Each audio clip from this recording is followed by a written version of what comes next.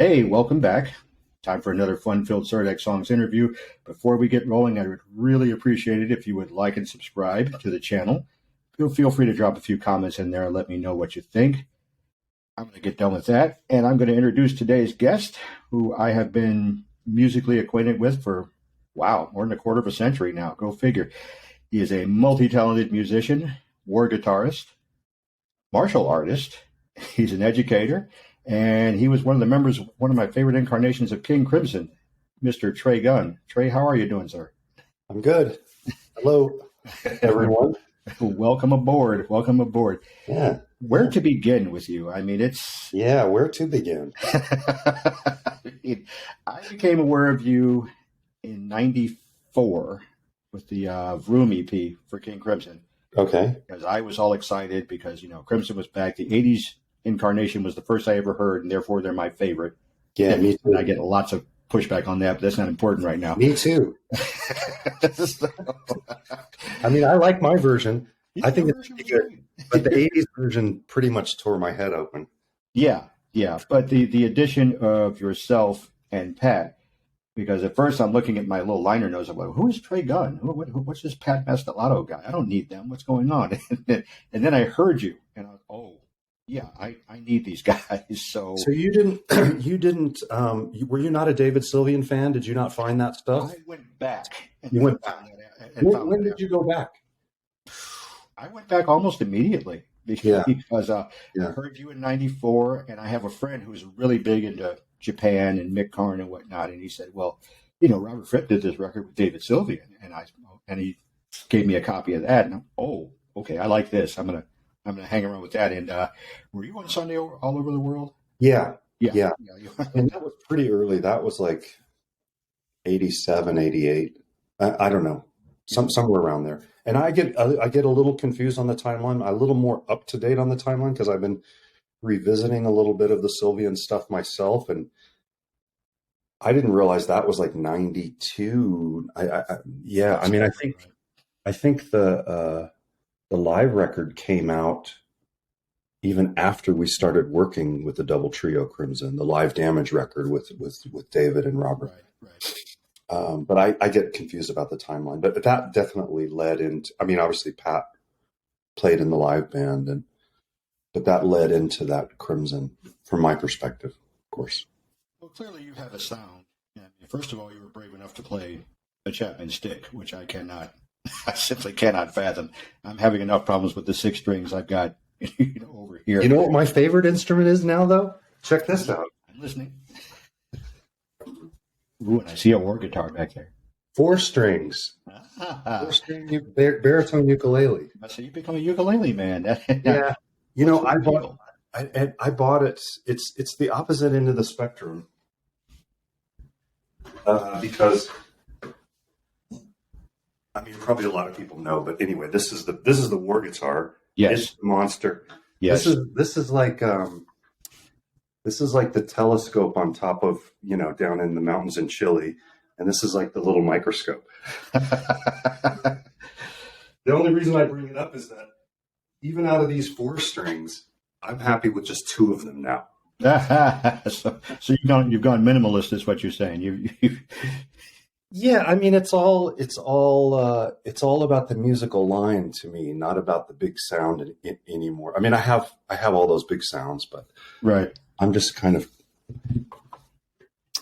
more interested in the musical line and phrasing, instead of the giant make a million sounds. I can understand that kind of a thing, which kind of what was the Double Trio Crimson was about.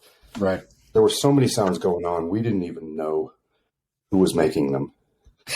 It's funny you bring that up, because that was one of my first complaints. I'm like, I see him over there, and I know he's playing. His hands are moving, but what's going on over there? And it can't be easy to walk over and look at Tony Levin and say, okay, I'm doing what you're doing. How would you define that approach once you two got together? It wasn't. Tony and I sorted ourselves out pretty well. Just trying to think back. The whole thing was super complicated. That I believe. Complex, like it wasn't just Tony, because because my instrument is a bass, or I had been playing mostly a bass roll with the instrument. You know, the instrument actually only has 3 bass strings out of the 10, the Warr Guitar. True. And when Tony first started playing the stick, I think he only played the lowest string.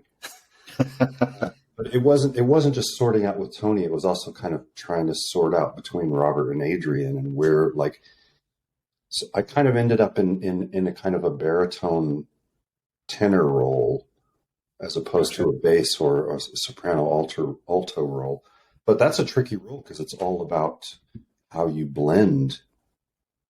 You know, if you're soloing, it's not like you don't care about blending, but it's not your concern the same way as, well, let's say if you're singing an aria, you're not concerned about blending the same way as the alto section and the chorus is. Right. They have to blend.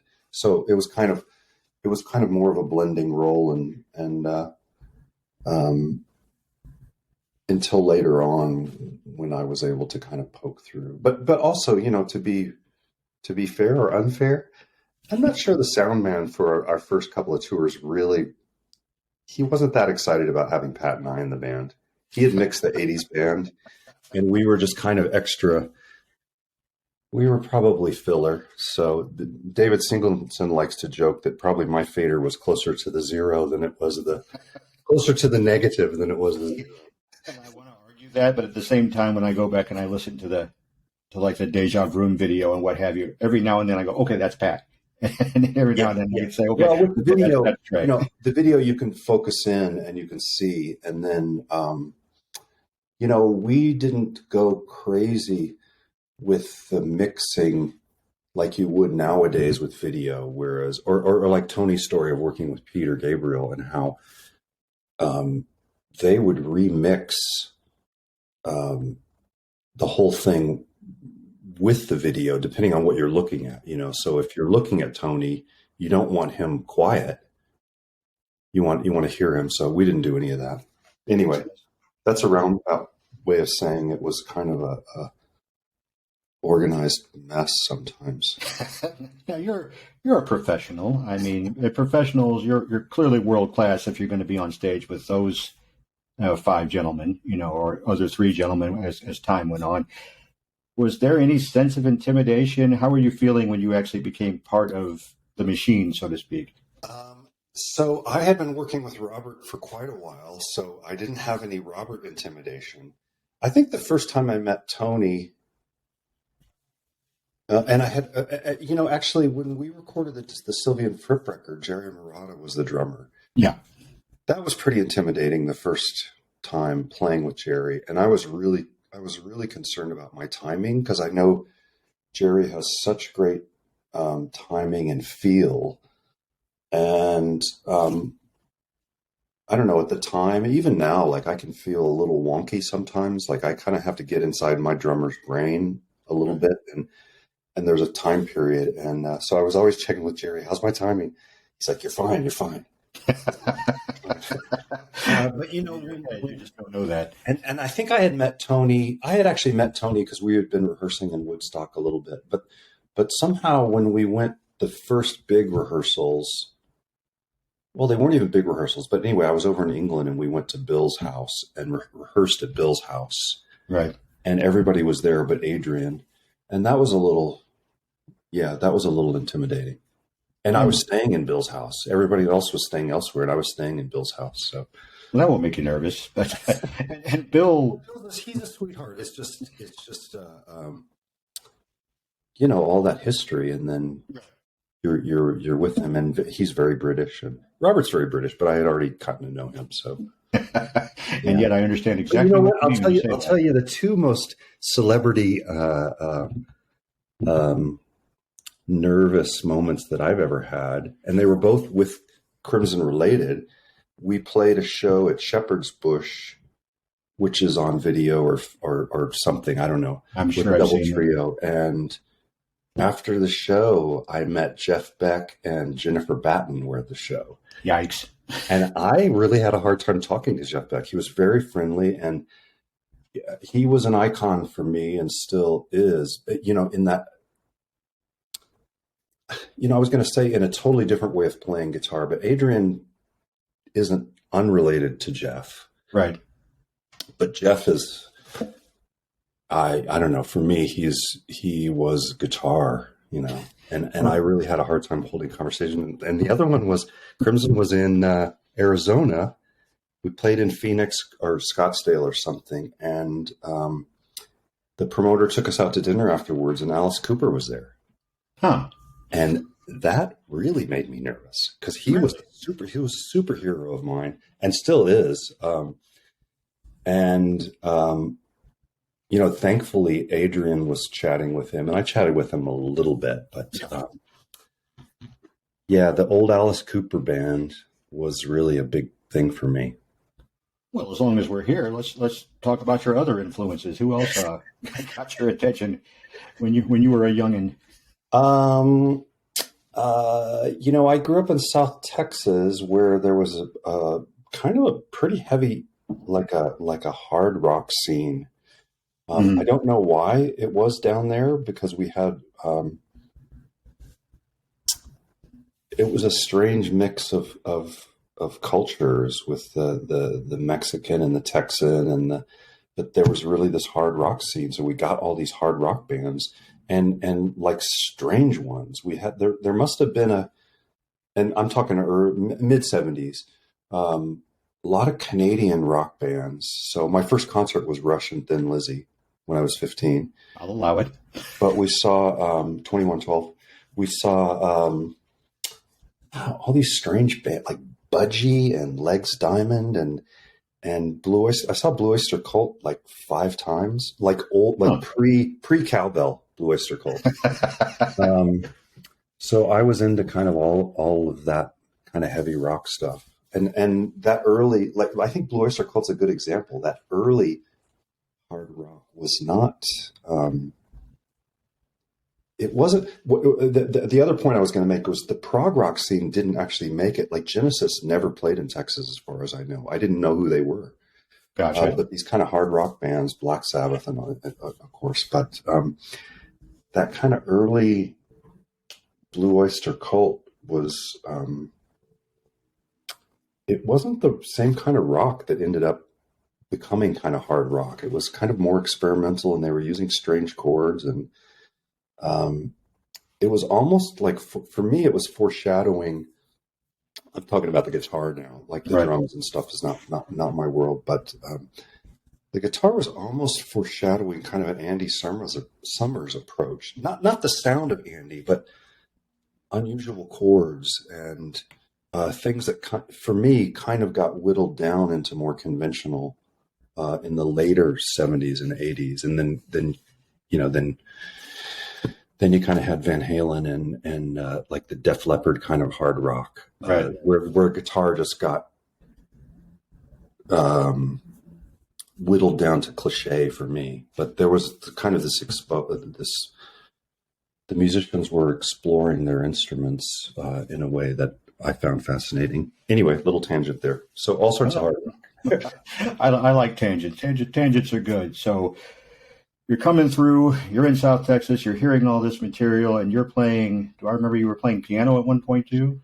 I started out on piano, then I was mostly a bass player. And then of course, when like 78, 79, 80, then, there's obviously the Discipline Crimson record. The other one for me was Mahavishnu, Visions of the Emerald Beyond. That goodness, yeah. Out of Michael Walden on drums. And then Remain in Light, Remain in Light, Police, Joe Jackson, Elvis Costello, those kind of real player bands, but also songs. Yeah. So. Yeah. Well, we could hang out. That's I'm sure. We could sit around and listen to some records for. We've been infected by the same. And that's actually the perfect way to put it, is to say we've been infected by that thing, because it sounds snobbish when I say it, but people like you or people like Adrian or Robert, we listen to music on a different plane, on a different level. We're taking songs apart and putting them back together, as opposed to just bouncing about. You know, Yeah. when did you realize you were doing that, or was it ever just a conscious decision? Which part? The listening or The listening and the dissecting more than anything else. pretty early on. Pretty early on. I mean, I think from having played a lot of Bach as a kid, you know, there's nothing really for me, even still, and most musicians would agree. There's nothing as machine-like and lyrical and sorted through than any kind of any Bach piece, pretty much. You know, so you're in there. But then I was always curious. I mean, just the crafts. I just had a natural craftsman. Like, how the hell are they doing this? And I think that's why. You know, with Mahavishnu, I could hear what was going on, but I didn't understand the rhythms or the modes or the kind of melodic material. With the Discipline record, I didn't know what the hell was going on at all. I didn't know at all. And my ear couldn't figure out what was happening. And of course, the irony of that is that when we finally came to transcribing the Discipline book just a couple of years ago, I really didn't know what was going on. We didn't know. Even Gabriel, the transcriber, and I, when we got to the beat record, we couldn't believe what Tony was actually doing on the stick that we thought was, Adrian overdubs. And sneaky and throw in. Yeah. This is the transcription book, and it's. I mean, we're talking 40 years later. We still didn't really know what was happening in the music, and had to go in and tear it apart. So it's an ongoing process. And that's just the notes. That's not the vibe. You can't, right. And I don't think we first did the Thrak score book from the double trio. And I think in the Discipline one, I didn't write much in the beginning, but in the Thrak one, I kind of said, these are just the notes, the music is kind of traveling alongside the notes. That would be this book. Just because you know the notes doesn't mean you just because you can play the notes doesn't mean you're playing the music, kind of a thing. There was something special about that Discipline record that was just a different gear of energy on writing. It's funny you say that, because as I admire Robert and Adrian's playing, and the complicated type music, it keeps my attention span going along. But I would introduce them to some friends who would say, "Well, that's got no soul." I mean, those guys can play, but it's got no soul. And at the same time, you're talking about you have to be part of the vibe to understand what was going on here. So this is your chance to counter the argument about artists like. Yeah. I mean, So I mean, it's so tricky when you hear people use words in different ways, right? Like, okay, there's no funk. Right. I think I would agree with that. I mean, and if you're using soul in that way, the feel is extremely square. Fair enough. In a microscopic at the micro level, whereas Larry Graham and Bootsy don't play like that. True. There's a swing in there a little bit, and Robert doesn't do that. Right. And I think for some people that's where they get on the bus or not. You know what I mean? Like there's a swing in it. And you subdivide that between European and American, or is it something else? It probably is. Because the reason why I say that is like, I'm as white a Texan as you can get, but I grew up on funk too. And I don't think Robert and Bill did. And I respond to that. And I have a little bit of that in my feel, and I can go square or not. I think that's what they respond to. When I used to play the Discipline record to like my jazz friends, they hated it. And I think it's partly that the harmonic language was flat to them. Right.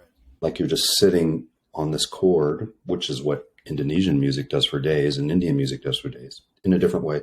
but also they're used to like the swing in it is what makes jazz good for them, I guess. And there was not that kind of a swing. There's another thing. As a jazz fan, I can understand that. Yeah, I can agree with that. But I listen to jazz, so screw you guys. Listen to yeah, but we're the smart ones, see. So that's what that is. And you talk about that. Bill came from so much jazz, and one of my favorite moments in the Deja Vrooom video is when they start playing, when Bill does his solo on Indiscipline, and Tony's holding the groove, but Bill kept inverting his time, and at one point, Tony Levin, world-class musician, was thrown off for a microsecond because you could see it on his face, like, whoa. So I gotta wonder, you're on the other side of the stage, sitting here thinking, what's going through your head when you realize that you're going to have to play along with this at some point? Well, you feign confidence and then you just go for it. The beautiful thing about this particular kind of music, at least like I found the way to play it, is that you can get lost and refined if you're in it enough, Okay.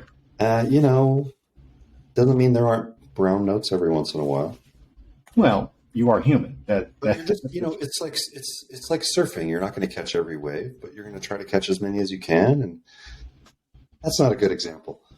No, it works, because I'm thinking to myself, but it is a kind of surfing. Like you can, let's just say the kind of rhythmic landscape. You can be lost and get found and find again if you have the big picture. You know what I mean? Like, you're still going north, but you're not always, and then also the thing is, I grew up, the first band I was ever in, I was the bass player, and my drummer buddy and I, our aim was to throw each other off.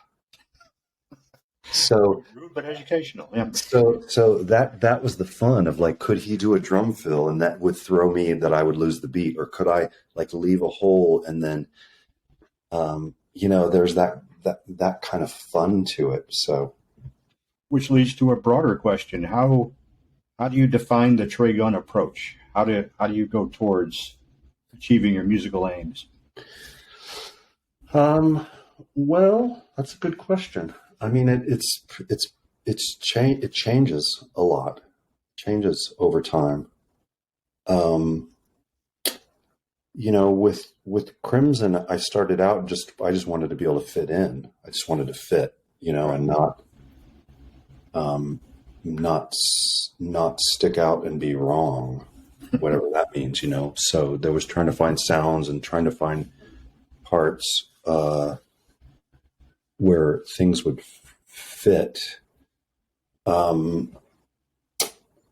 It's hard for me to go back in the past, to be honest. Well, okay, I'll give you one example. I like a groove. I like to feel the groove. Right. But the music isn't bound by the groove. So, very technical, like a jazz musician's a jazz musician's odd time signature tends to restart the groove at the bars. Right. And kind of a classic example is, it's an Allman Brothers tune. I forget the tune now. It's in 11/8. So it would be a blues feel, except they've chopped the last eighth note off. So the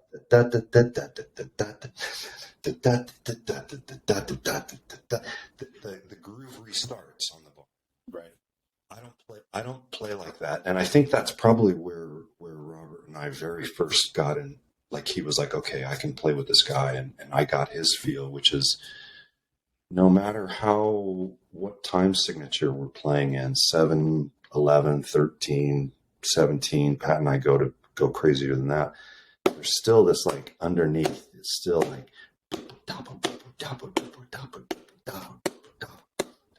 and that's always been a thing for me.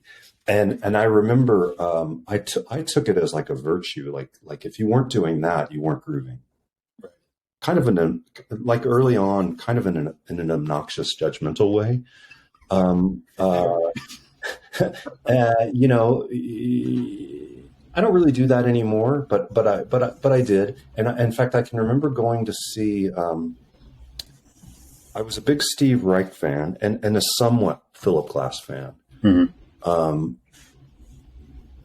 Now I'm probably equal, but at the time I was like, yeah, I just love Steve Reich stuff so much more than Philip Glass. But I went to go see the Philip Glass ensemble.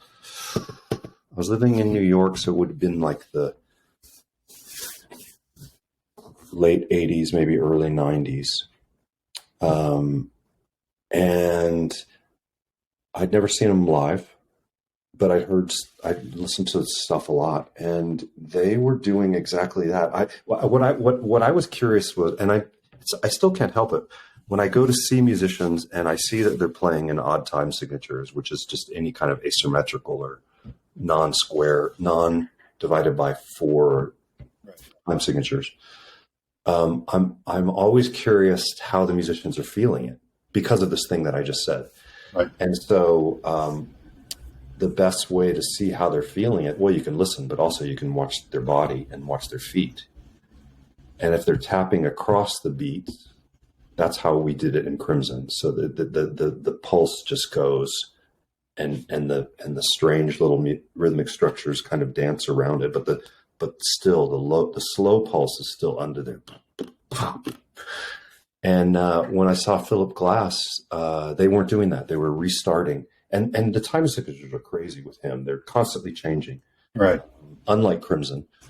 9, 9, 9, 8, 7, 6, 9, you know. And they were restarting every bar. And I could see his foot, and he was restarting every bar. And I thought, oh, these guys suck. Basically is what I thought. They're not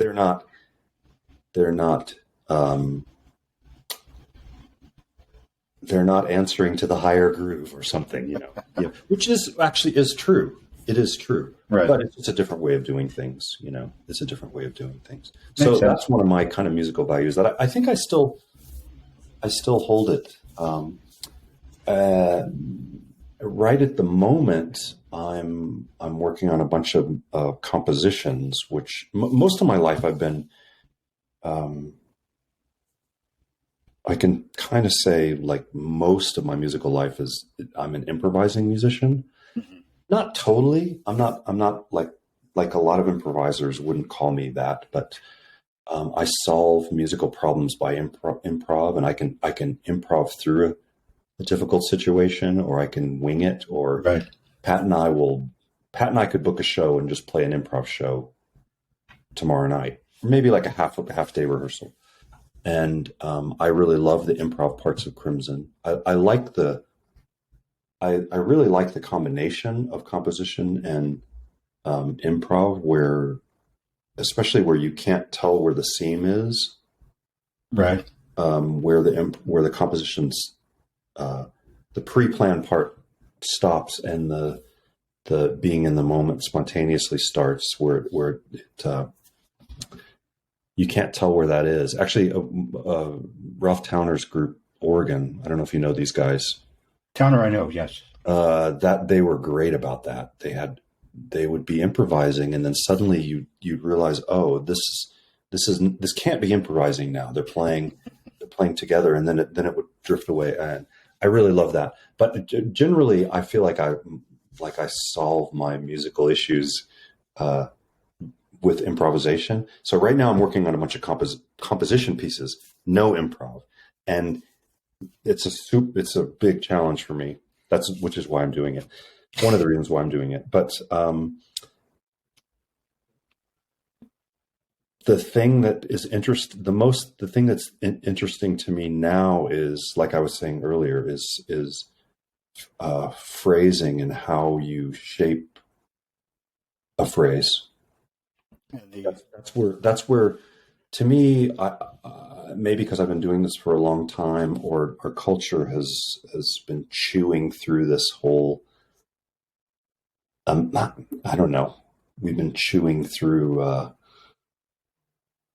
whatever started in the 60s with rock and roll and the combination of classical and world music. We've been chewing it all, and we have our 12 notes and we have our different rhythms, and so much of what people listen to nowadays is actually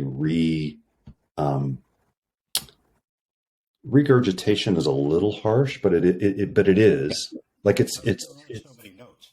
Yeah, and the virtue almost is not make something new, just remix, just take a little of this and take a little of that, which is a starting place, but finding something new. So for me, the kind of new, or the where people's originality comes out in isn't the production or the kind of kick drums they use, or like I'm doing this kind of beat or this, or using these chords or this kind of synth. It's the phrasing, and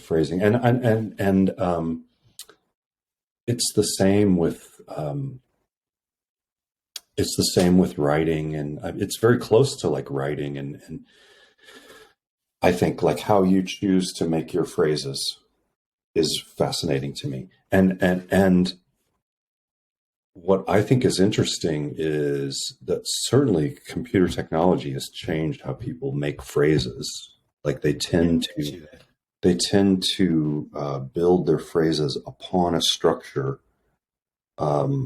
that's generally circular, because that's how we use computers in music. Whereas if you go back and listen to pre-computer music, the phrasing or the melody is dictating how the whole structure is getting organized. And to me, that's really fascinating. I don't know. That's a diversion. It is interesting. It is. And you switched from stick to Warr Guitar within the same context of Crimson. Now, yeah. How much did that alter your mentality and your approach to the music? It let me do some things that I couldn't do on the stick. There were challenges to the stick, technological challenges, in the build of the instrument, right? That wasn't letting me do a lot of things that guitar players and bass players could do. The technology was, in a certain way, more advanced.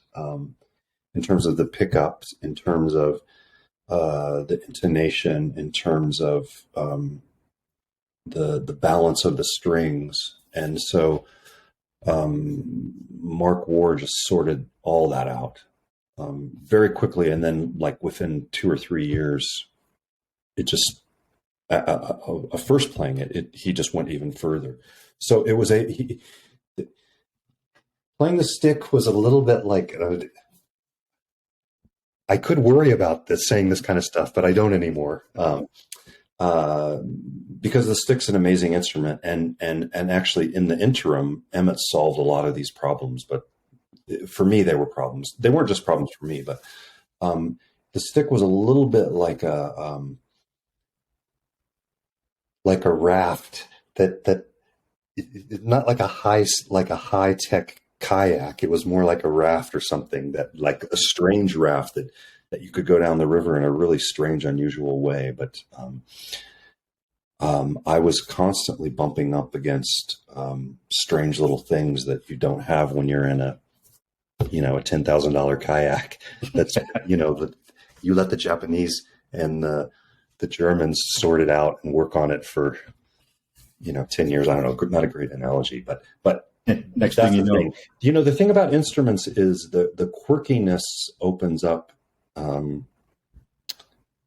new possibilities. But then also you really want your instrument to be transparent, which sounds maybe a little silly coming from me, who plays this crazy instrument. This is immediately eye candy and strange, but you really want your instrument to almost not exist.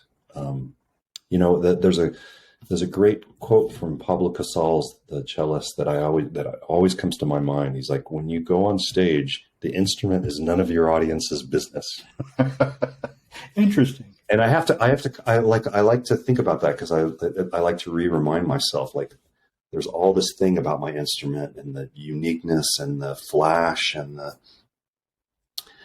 but at the end of the day, it's only my concern, Right. like how you play it and how you get a note out of it and what I want to do with it. And at the end of the day, it's not irrelevant, but it's nobody's business but my own. And that makes sense, because when I show friends of mine what you're playing, well, what's that? Well, that's a Warr guitar. Well, what does it do?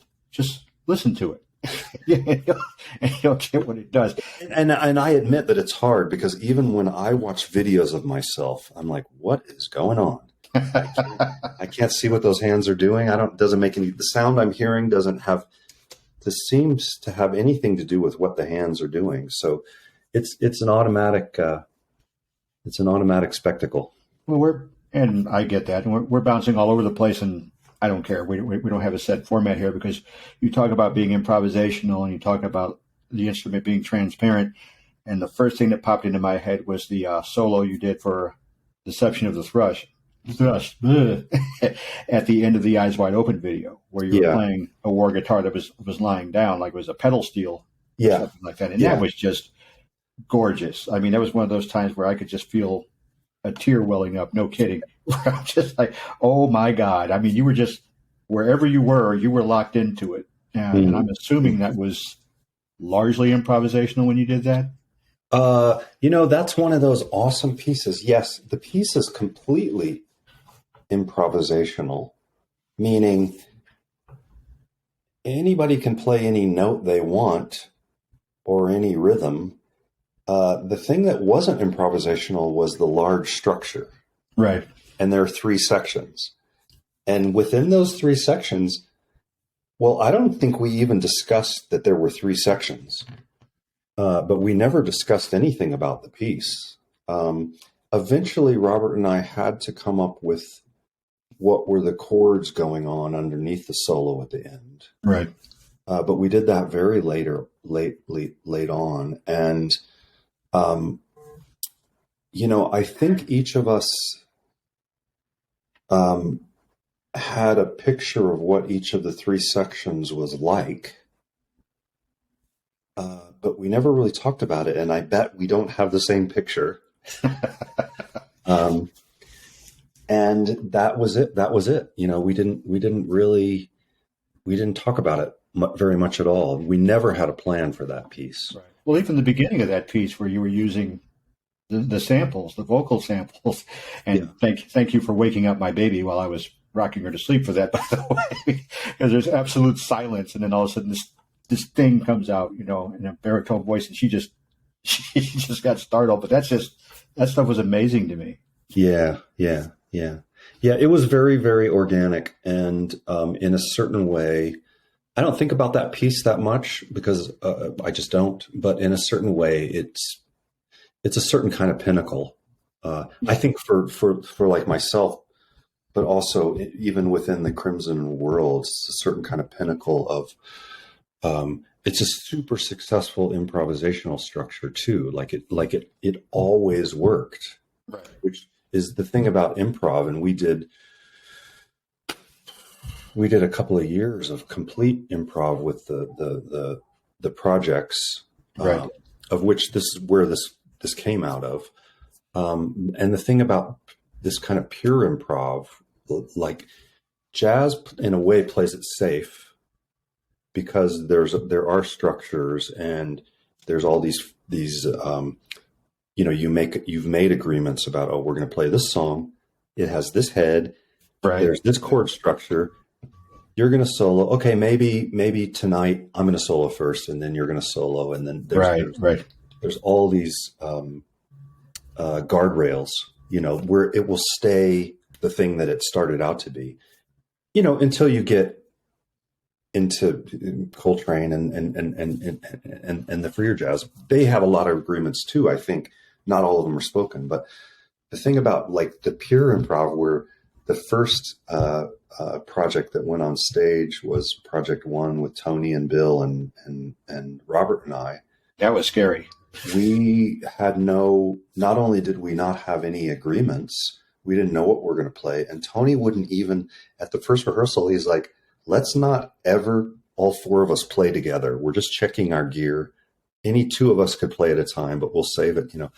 When you go on stage like that, it not only doesn't always work, much of the time it doesn't work at all. Yeah. Really. Okay, you're in the moment, and the audience, if they're in the spirit of it, they're willing to go with you wherever you go.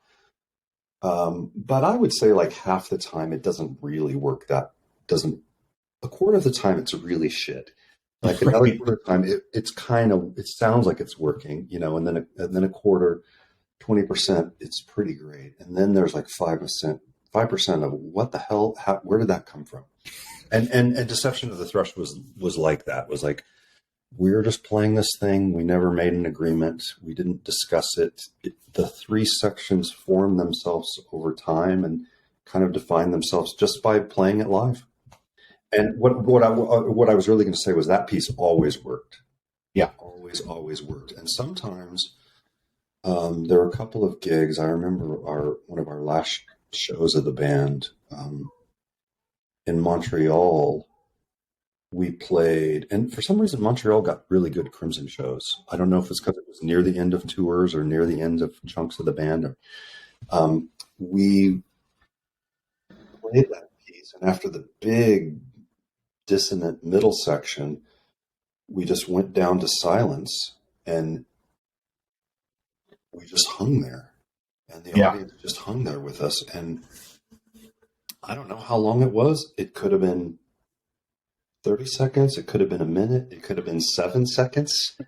I don't know, but it was just in there, all like just suspended there until Robert brought in those beautiful chords, and then I started to solo. That was pretty common that would happen. I can't think of a night when it didn't work, that speaks to chemistry. That speaks to band chemistry, right? You have to trust your bandmate to either get you to the right space or to support you. Yeah, in that particular space. Yeah, you make a good point, because we didn't always have that in our improvs. In fact, sometimes some people didn't feel supported in the improvs, but that one always we did, because I don't know why. I think something about it being only 3 players as opposed to 4 or 5 meant, and the roles were defined enough that no one was going to step on anyone. I was going to go someplace similar. That's probably what the structure in a certain way was we kind of knew that Robert was going to do this certain kind of playing in the middle section, and Pat and my's job was to throw him off and play, change the tempo and play the weird, strange things. And there was no getting in each other's way. It was all supportive. Yeah, you're probably right. I felt when you were playing with that section I was talking about, the beautiful section, I give just as much to Pat, because he was able to give you what you needed while barely giving you anything at all. Yeah. It was just one of those things where I could just hear the kick drum bump. Yeah. But it was just so light, and you had so much room to do what it is that you wanted to do. Yeah. Yeah. And, also because there's no bass player in that section. Right. It meant that and of course this is analysis after the fact. We don't really think like this. But of course, Pat's responding in the moment. There's no bass. So anything I do down there with the kick or the low drums, it's the whole sonic universe down there. And you got to be gentle with it. You can be gentle with it. Right. Yeah. You talk about the projects. I know Munyon and Pat had a big hand in Project X, and that is my favorite, hands down, project. I will hype that till the day I die. I mean, nice. As they say, I will die on that hill, because it's what I call 22nd century King Crimson, because you guys were out there, and I so badly wanted you to stay out there, because the electronics had come in, and the samples had come in, and the beatboxes had come in, and I like to think I can somewhat think, in terms of a modern musician and what have you. You don't just have to fall back on the cliches, but this was taking you someplace else, and it just really fascinated me. Now, don't even know what my question is there. What was your approach, basically during things like Project X? Well, the Project X really was driven by Bill and Pat, and it was done alongside the Construction of Light record, kind of like we're coming up with stuff that doesn't fit here, but I don't want to stop working on it. Right. So they set up in Adrian's garage, and like in the proper studio part, we would be, working on getting the Construction of Light recorded, and then they were just looking at like, oh, here's a little thing. If we took this and then took it over to the lab next door and mixed a little of this, set it on fire here, and put it on the Bunsen burner, we can make this other thing. Yeah. So then eventually they kind of lured me in to play a little bit and make a couple of structures, but basically they took outtakes and added stuff. There was a lot of what I would call wonderfully organized mayhem. Yeah. Going on in there from time to time. And I've listened to it enough. In fact, I just got my second copy because I wore my first copy out to the point where it skips. I had to get a new one. But I caught myself saying, okay, the first third of this sounds constructed. The second third sounds a bit more like a jam. And then this section sounds a little bit more like it's improvised. Now I have no basis for that theory. That's just what it sounded like in my head. Yeah. When this was going on. And again, I think about chemistry. I mean, if you don't have the chemistry, you can't be that inventive to do something like that. Yeah, yeah. Well, and Munyon and Pat were definitely on the same page of that. And they were also experimenting with lots of like new editing techniques that just didn't. It didn't make the way we were recording Crimson at the moment. You didn't have access to that because we were recording on ADATs, and we weren't quite into Pro Tools. We weren't quite in yet, but even the kind of editing technology that came later, they were kind of pioneering some of that with that, and it just didn't make sense to do that with Crimson. You didn't have the studio. You didn't have the studio as instrument really at all. It was performance capturing. We broke that with the Power to Believe record, because then Pat brought in some of that kind of editing of the drums, like on level 5, where it's very glitchy, and it takes a kind of surgical kind of editing, which is hard to do and make it feel organic and work. And I wasn't sure it was going to work with the Crimson. I thought it might bring the studio to the front and feel like somebody's cut up all of our playing. But it doesn't. Oh, I love it. And I will shamelessly say that's my favorite of the Crimson records that you were on. I mean, you found it. I think it was you who quoted somebody else by saying construction was the map, but not the treasure. And then you get to the Power to Believe. There it is. That's what they were looking for. That's where you guys were headed the entire time. And I just desperately wanted to hear you guys just keep going beyond that. But my theory becomes that you can only stretch a rubber band so far before it snaps back. And you guys, I saw you and Pat as the youth, the youthful exuberance of Crimson, and you pulled to the point where Adrian and Robert couldn't go any farther, and the rubber band snapped back. So, which leads to my other semi question. I mean, one day you were in Crimson, and then the next day you weren't in Crimson. Had you taken that as far as it could go to your mind? There was a lot of.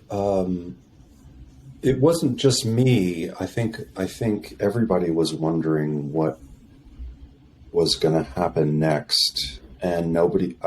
My view of it is, I know Robert disagrees, but my view is nobody knew where to go next, and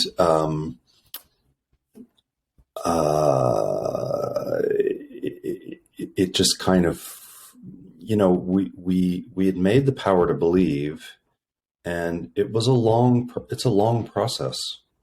That I believe. It's a long, laborious process, especially for folks that don't live in the same town. Yeah. The music takes, it's the opposite of, like I said, like Pat and I could go do a show tomorrow. It's the complete opposite of that. That kind of Crimson writing. You have to have a whole bunch of ideas, but raw ideas. You can't come in with fleshed out ideas, and then you need to have the folks play with them and build them into something. And then it takes a long time to learn what to take these raw ideas. And when I say raw ideas, I'm talking about like a series of 8 notes, or like a certain kind of rhythm, or a certain kind of rhythm with 7 notes. You have to, it's in no way like jazz musicians where you can just replace the saxophone player and go out and do a show. Right. You have to have these particular folks like sit at a meal and just eat this stuff over and over again in different ways, and cook it in this way and try it. And it has to fit. The music has to fit organically into everyone's body and their sensibility, and it has to work in the big picture. And it takes quite a bit of time. I mean, I'd be curious to know like how many actual hours we spent on it. It'd be interesting to know. It may not be as many as I think, but like a lot of the ideas will fester for years and years and years and years. Some of the things that were on the Thrack record, I can remember working with Robert in a very, very raw way, actually with the League of Crafty Guitarists 10 years earlier. Right. Or we would have a little idea, this and that. And, that's just my take on it. But anyway, it's hard to keep that going. It's hard to keep that going. And especially, like I say, if you're like, I've never had, I wouldn't say I've never had it, but I've generally not been in a band like Tool where they all live in LA. Yeah. Or the Kronos Quartet, they rehearsed 5 days a week for the last 40 years. It's hard to imagine sometimes. No wonder they're so fucking good. And no wonder when they want to take on a new piece of music, it doesn't take them that long. They're like their engine is revving, Whereas like the military example with Crimson, almost like Navy SEALs, like, can you meet on March 31st in 2029 for 3 weeks? Yeah, I'll be there. There's a covert op going on in the studio, and we need to get this done. Yeah.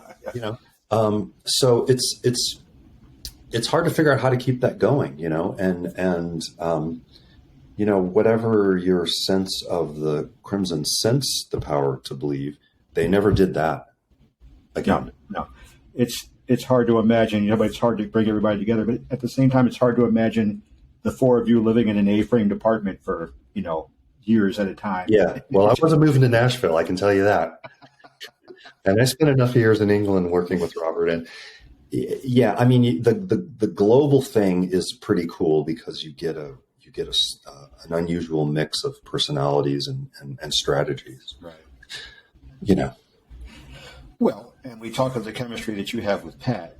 I mean, between the rhythm buddies, say that 5 times fast. And my personal favorite is K2. Yeah, K2. That's just amazing. And it's the first time in my life I've ever been able to say, my God, that accordion player rocks. Yeah, he does. Come on all that often. I don't even know what to ask about something like this. I mean, because it's basically the same question. What comes to mind when you say, let's get an accordion player? And we never said that. No one ever said, let's get an accordion player. No, that never happened. It just showed up. No, not at all.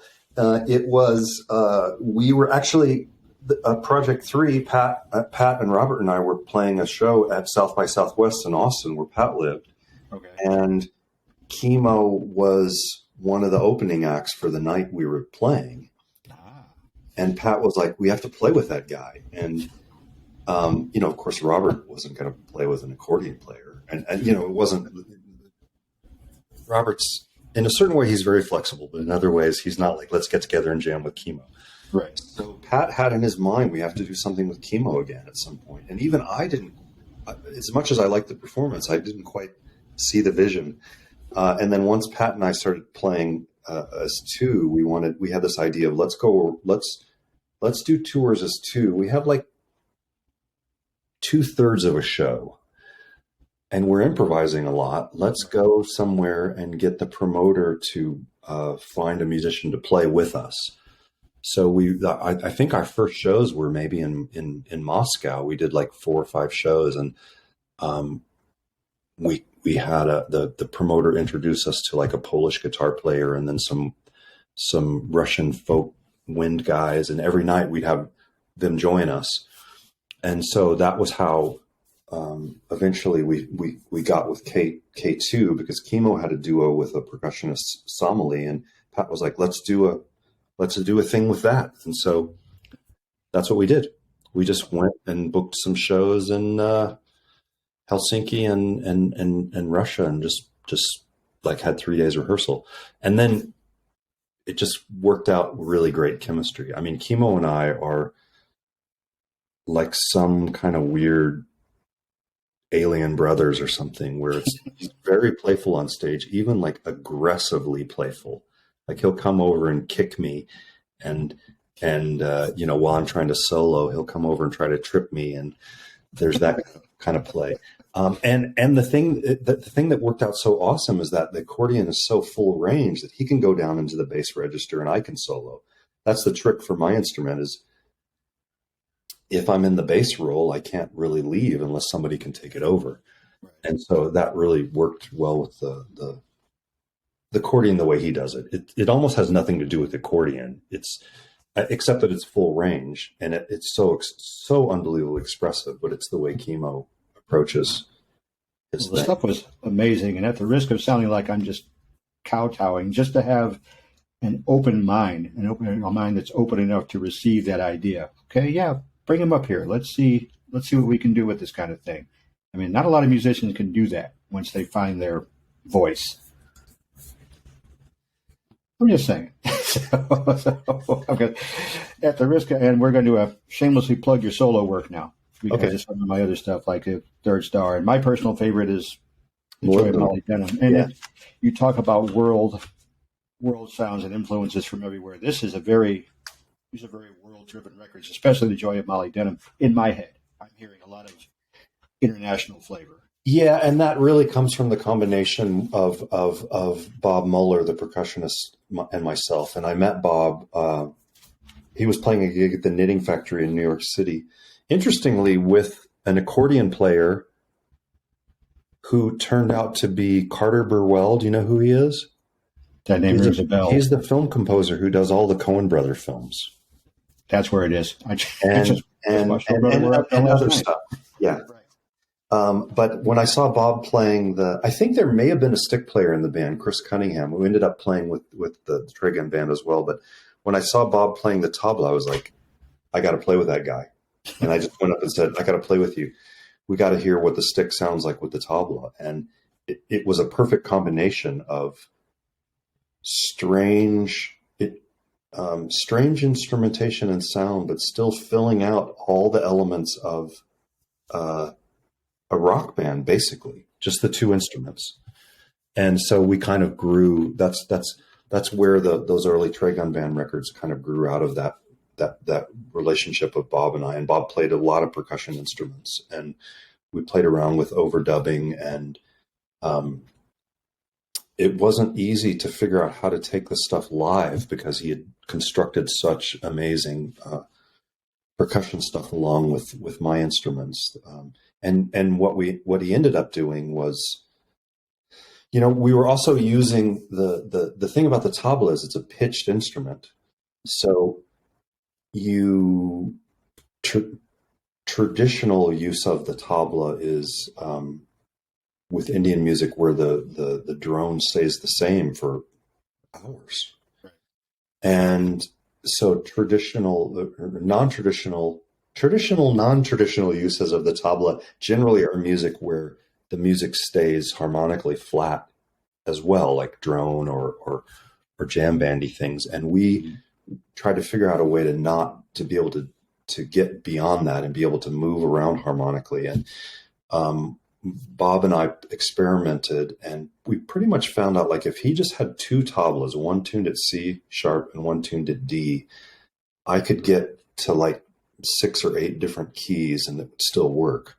So that's kind of how we started working, was moving between those two tablas, which meant he had, when we went to go play live, he had to build like this strange setup where he has the tabla on snare drum stands next to him, 3 tabla, and it takes up a lot of real estate, 3 tabla. And then the drum kit. So he was mixing between the tabla and the drum kit, and we could play most all the stuff live. Yeah. And then I think, then the Molybdenum record came after we had started playing live. So it was kind of a combination of taking the live things a little bit further and even kind of rocking it up more with Tony Jabal on guitar and those bands encouraged movement more than, a Crimson record would, to my mind. Are you talking about the groove? Yeah. Yeah. Including an incident on one of the collections where there was a DVD where a young lady was exuberant about what was exotically dancing. Yeah. Yes. Yeah. We it's interesting because we all were Americans. I don't know, and we all grew up on the same music, but I guess there is kind of a groove funk sensibility that maybe Europeans look at differently. I don't know. But Bob and I definitely we want this stuff to groove, regardless of how lopsided and the time signatures were. Yeah. Makes sense. Yeah. I am going to attempt this. I don't guarantee success, because picking your favorite song is like picking your favorite child. But what are some of the highlights for you? What should everybody know about that they may not necessarily know about in terms of your solo work, your post solo work? Okay. Well, it's hard for me. For me, it's the stuff that worked really great live. So I think that's the probably, or that were kind of a breakthrough playing for me, and definitely one of them is this tune called Kuma. It's on the Third Star and the live record, and it kind of in a way encapsulates everything that we were talking about with Bob and I playing together. Playing live. Well, the title track of the Molybdenum record's was pretty awesome live. Yes.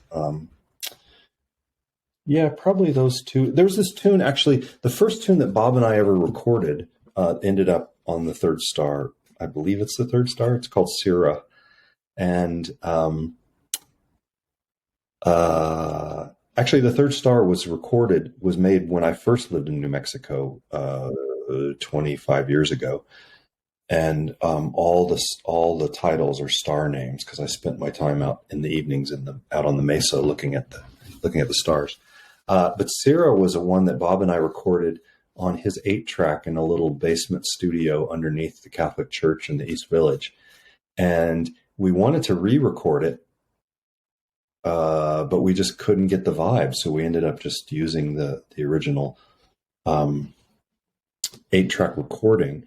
But what was cool about that piece was when we played it live, it became what I was kind of referring to at the beginning of this, of our chat here, of there's a composition and there's parts and there's melody, and then it comes to the solo, and the piece was allowed to open up, and we found an improv structure where we could let the improv kind of blossom how it wanted to. And then I could cue. We came up with a cueing system where in the middle of my solo, I could cue these chord changes to start. I would still be improvising, but the chord changes would start, and then that would lead us back into the final composed part of the piece. So it had this tightly composed. The thing about tightly composed is that if you get it right, it works every night. Like the Crimson Tune Red works every night. Yes. Improvs, they don't always work, but Red's always going to work. It's so great. So this was a little bit like that. It was kind of tightly composed. And then there was this freedom. Sometimes I would just stop soloing and just listen to the rhythm section, and then it would float, and then it would drift back right into the composition and end nice and tightly. Whereas jams tend to not end very nicely. Well, you have to learn that lesson that sometimes the best thing you can play is nothing. Yeah, exactly.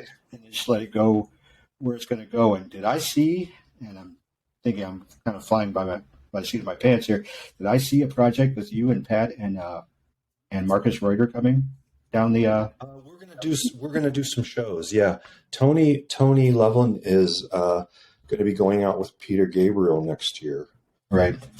And instead of doing a Stickman tour, we think in August or early September, that's the plan, is Marcus and Pat and I are gonna do some shows. I'm excited. And it should be cool. I'm gonna try to cause some trouble and not rely on our past. Well, that's we'll see. We'll see what happens. Or make offer a little framework from the past and let it go where it's going to go. I'm one of those people who just wants to see and hear what's next. Yeah, The same way and I'm going to get in trouble here. The way you talk about the evolution from the stick to the Warr Guitar, and now Marcus has his touch guitar. So I'm wondering how much of is it an evolution? Is it a sideways step? Is it a combination thereof? In terms of level, in terms of thought process, I'm wondering how those two are going to blend. Oh, they blend fine. They blend fine. Yeah. What I don't know is I play horizontally now all the time. I did not know that. I don't play like this anymore. I do when I don't know what's going to happen with Pat and Marcus and I. I do with the security project band. I do with projects where the music was already put here, and it's also pretty rock and roll, but it is so bad for the body.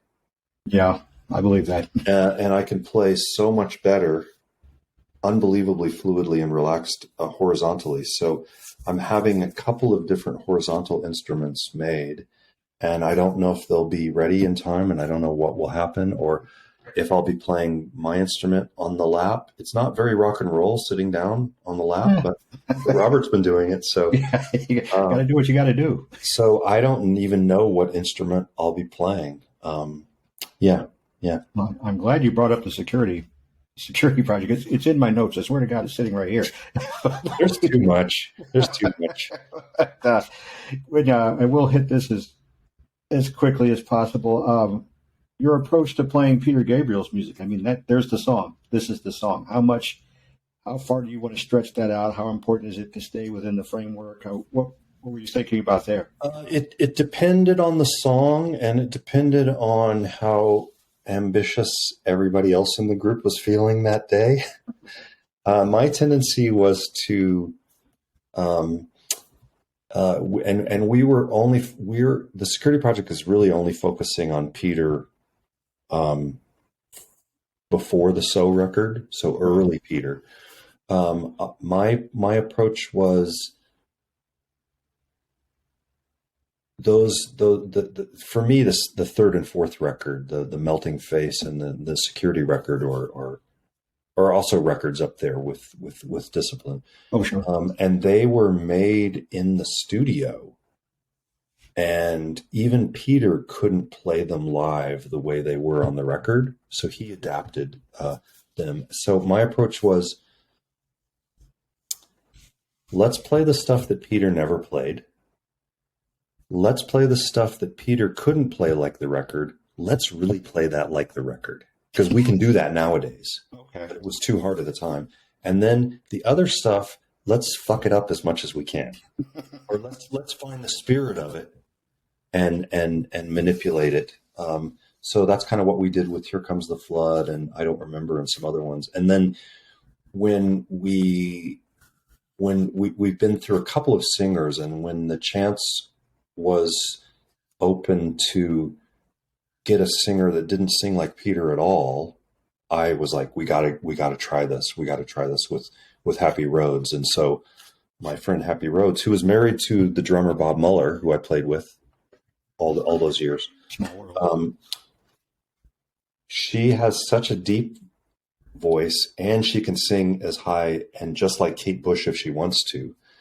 We thought, let's shake this thing up even more. So there's less. The trick with the early version of the Security Project was that the singers sounded like Peter, and that's cool and also really risky, because the last thing I wanted to do was go on stage and have you think, I wish I was at a Peter Gabriel concert. But you're kind of comparing it, and even the last male we had, Brian Cummings, he was so close to Peter that it sometimes was even slightly disturbing. Yeah.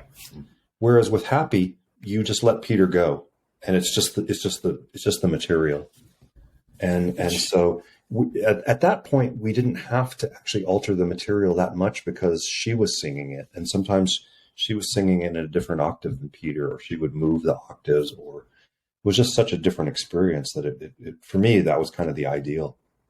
Makes sense. My rudimentary thought is it's the difference between being a cover and being a tribute. And what you guys are much more tribute than cover. You have you veered into education. You're teaching people about that. You've got a little program going. Tell us about your education programs. So it's funny. Tony Levin uses that word about me as an educator, and I don't even think of it that way. But I had to admit, the last time he used the word when I was at the Crimson Camp summer, I was like, yeah, I guess you're right. I am an educator. Because I have what I call a coaching program for musicians, and sometimes not non-musicians, where I coach their generally their creative process. And I came across this model maybe 15 years ago.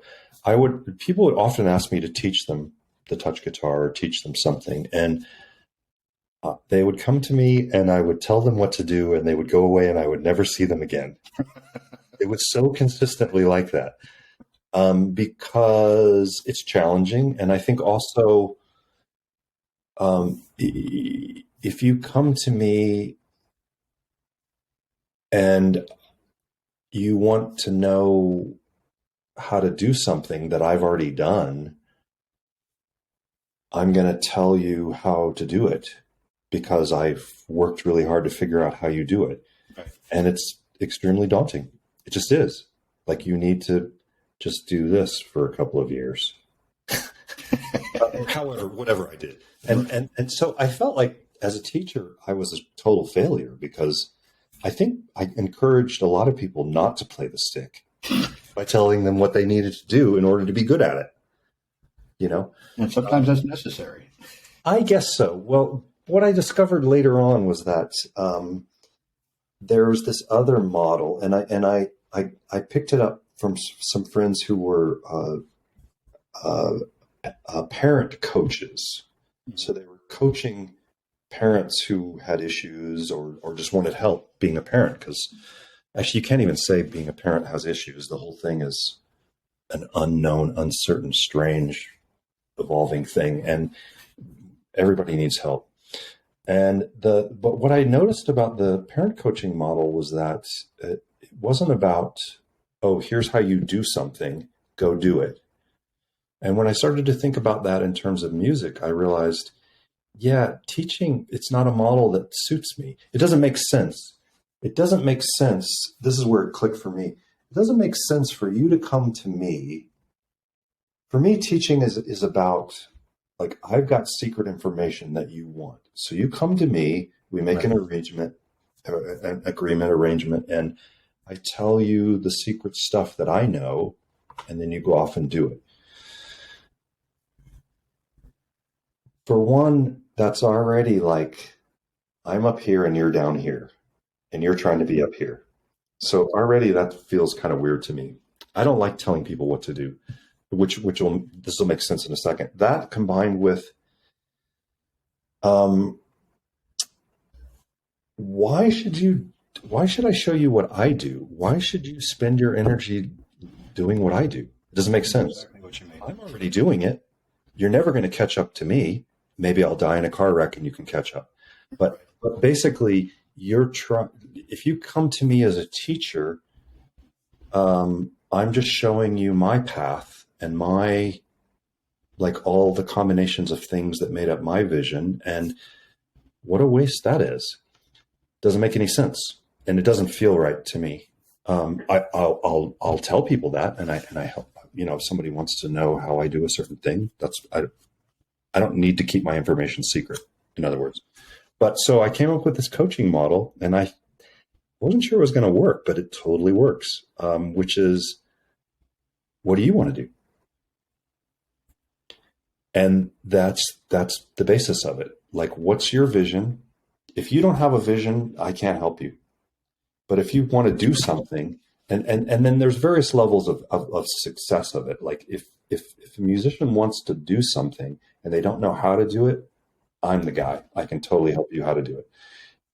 If you want to play like me, I can tell you what to do, but it's not that interesting to me. And it doesn't, to me, it feels a little bit,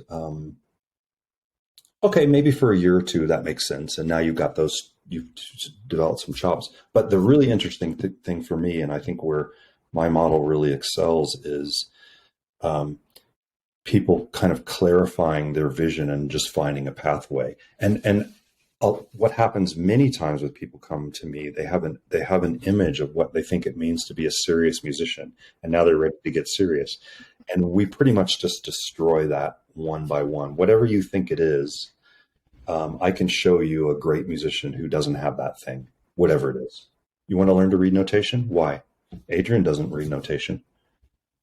Maybe you do need to do it. It depends on what you want to do, so that's kind of where this whole coaching thing came from. And it's a good chunk of my week that I do this. And through that, I've developed a couple of, I teach a couple of courses each year, which we're just finishing up one now, which is, it's called a study of modes, but it's really, it's about hearing and learning how the different tones resonate against each other. And that's been really great too. And I keep thinking, well, maybe I'll get tired of this and not want to do it anymore. But every week it's like, I get to go under the hood of the creative process, and we're all just playing on top of this thing, whatever this thing is. And I get to look at it from different angles. And I have a strange mix of people. I have drummers, I have composers. I had a harmonica player from Chicago. Bob Kessler, if you run into Bob. Okay. If you think you don't like the accordion, you're wrong. It's kind of the harmonica. He does a harmonica night with some amazing harmonica players. Yeah. Find him. Yeah, you'll find him. Just Bob Kessler, you'll remember his name. Or maybe I'll see he has a gig and I'll forward it to you. Okay. And guitar players and bass players, and it's really, really fascinating. And it's kind of education, but it's education in terms of if we have to discuss, if it's relevant to discuss some kind of musical technology, and I mean like the technology of the craft of the language of music, we discuss that. I have a lot of resources, but usually it's people trying to make their own vocabulary and their own pieces, and that's very precarious. You can't look it up in a book.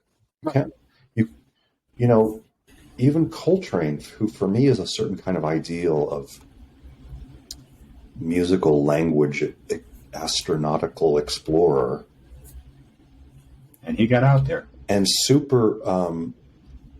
He was not anti-intellectual about music at all, which kind of goes with the punk rock thing. Like, I don't want to know what I'm doing. Coltrane wanted to know what he was doing. He studied the fuck out of it, and he played he played the earth. He played the whole earth and the cosmos. There was no course. There was no book he could read, except for maybe add a little bit of information, but to be that kind of explorer, it's terrifying. It's really terrifying. And that's probably why most jazz musicians don't go that far. They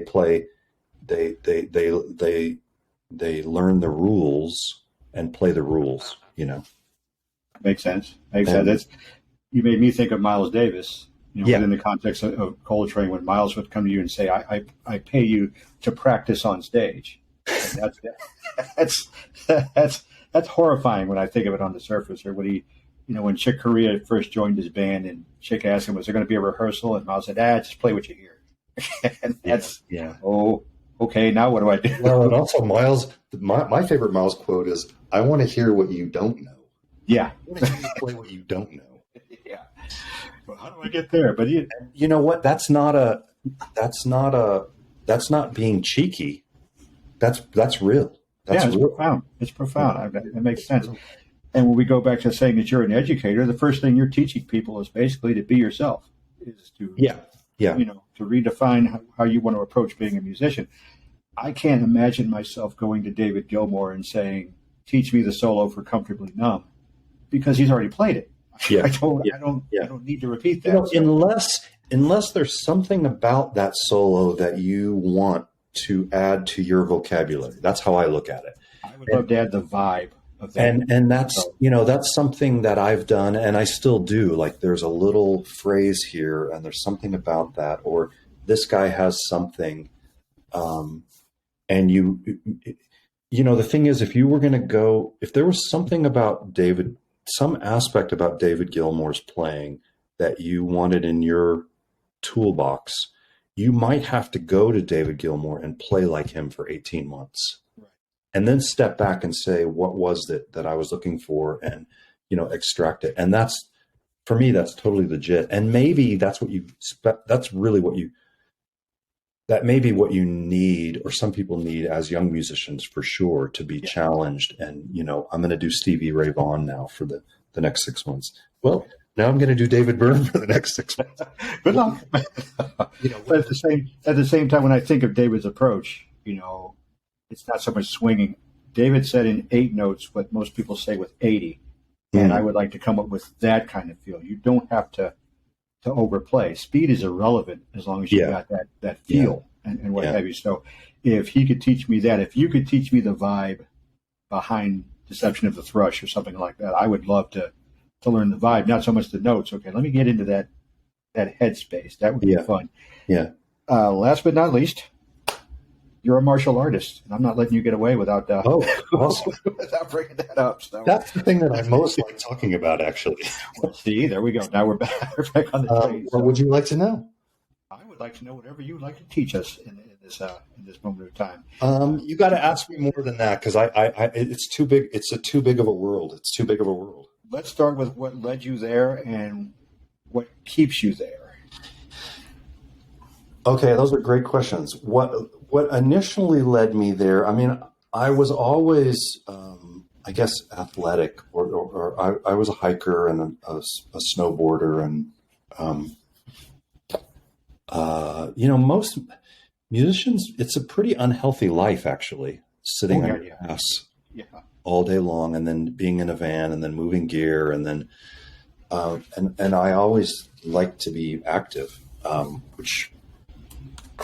Anyway, what kind of led me to, actually, now that I think about it, I'm just remembering what led me to was this thing was playing the instrument and realizing this was hurting so much, and my wrists were so messed up. And I thought, let's see, I was in my mid 40s. I thought, I'm not going to be able to do this when I'm 70.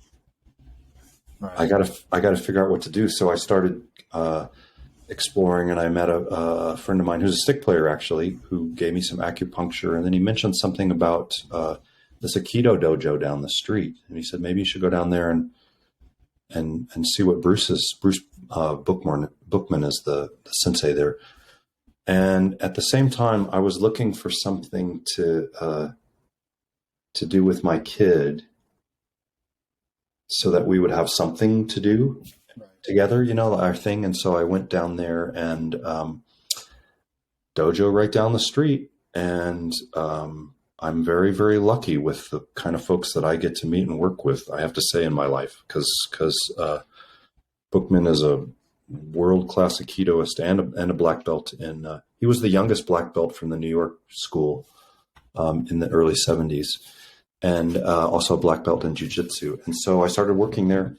And the first day, I saw what they were doing to the wrists, and I was like, oh, man, that looks terrible. I don't want that to happen to my wrists. And Melissa, who teaches there, who was a ballerina in New York as well, she's like, no, you tap out. You say when it's enough. And so I started in, and after about 6 months, my wrists and my hands felt so much better.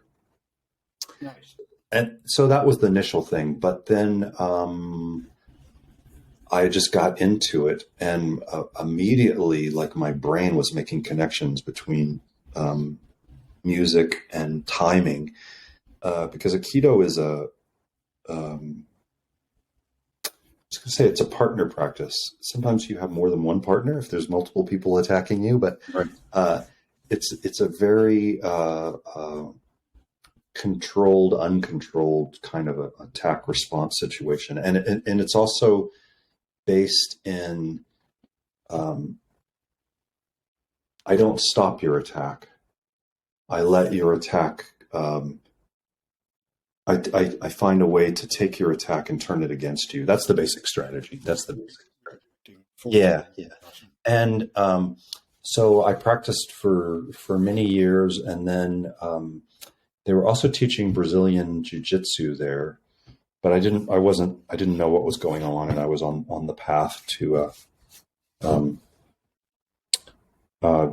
my black belt in Aikido. And actually, we had a couple of with Marcus, a couple of touch guitar circle groups in Seattle, and I brought the musicians to the dojo, and they worked with me about that. And that was fascinating because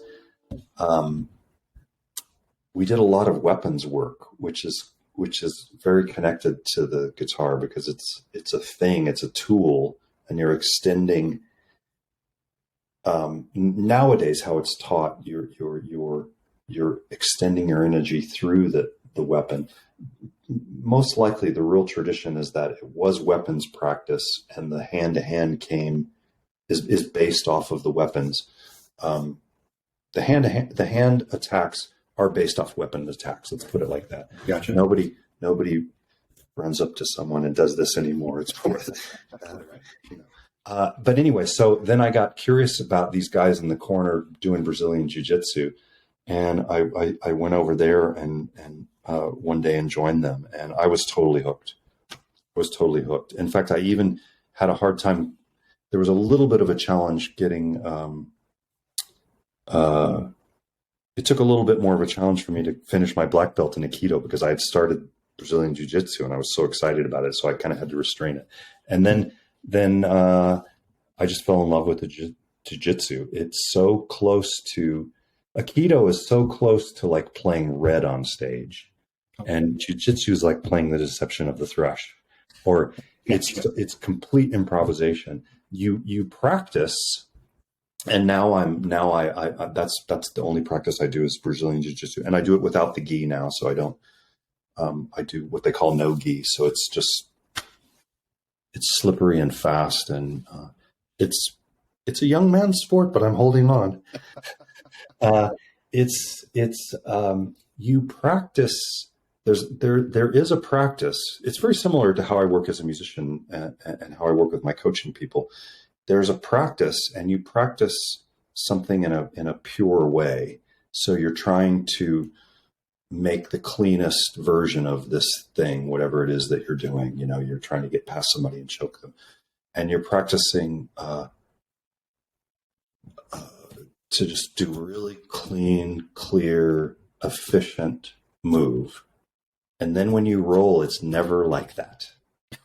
You never see the 100% clear, clean thing. It's completely a mess in a certain way, but there's principles underneath it. So it's this really cool, for me, it's just the coolest combination of I'm going to practice Bach and then I'm going to go improvise with an oud player out in the desert, and I don't know what's going to happen. So I love it, and I have to kind of be careful. I don't do it too much. Otherwise I won't get as much music done. And also it takes a toll on the body.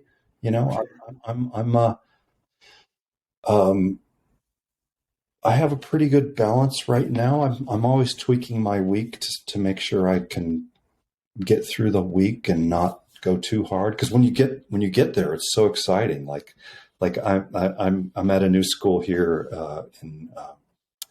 in Santa Fe, and most everybody's in their 20s or early 30s. So the coach is really pushing them. It's like after class, everybody's got a role. We do 6 5-minute rolls after class. It's part of class, but except for a few other people, they don't have to do it, which is me.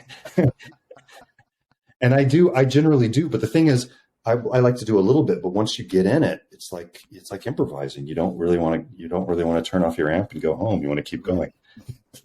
Until you wake up the next morning, you're like, shit, I should have stopped a little earlier. So it's a bicycling hangover when I ride the lakefront trails. I can understand that. Oh yeah, I'm sure. Sure. When you're in the moment, it's just a joy to ride. Then the next day, you just get up and like, oh, I shouldn't have done that.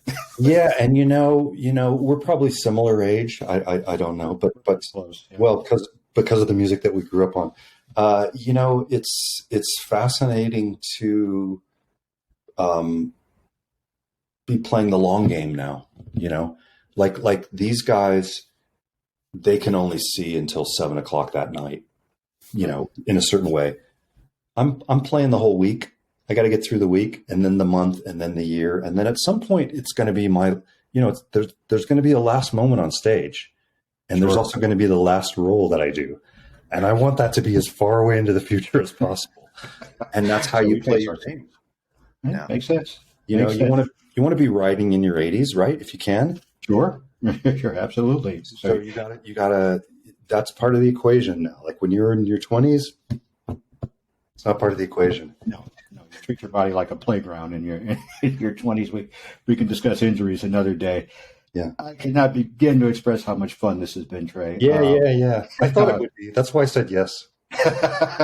Well, I'm glad it worked out that way then. But plug yourself here. Give us a chance to know where to find you. What should we look for when it comes to all things Trey Gunn? Funny enough, we hardly use our websites these days anymore, but I do have a website. I do have a TreyGunn.com website. I'm on Instagram and Facebook. My coaching site is Original Voice Coaching, and there's that's just the way to find me there. Check it out, kids. It's good for you. Yeah, it is good for you. It's the thing about coaching is that if that's your path, there aren't as many. There's more options than there used to be, but it's a pretty rare. It's a rare path, and so it's nice to have help. Awesome, absolutely awesome. I thank you. This has been a ball, and we will see you down the road. And you have a great day, and go do something else for a while. Have a good ride today. Thank you. Appreciate it. Take care. Cheers.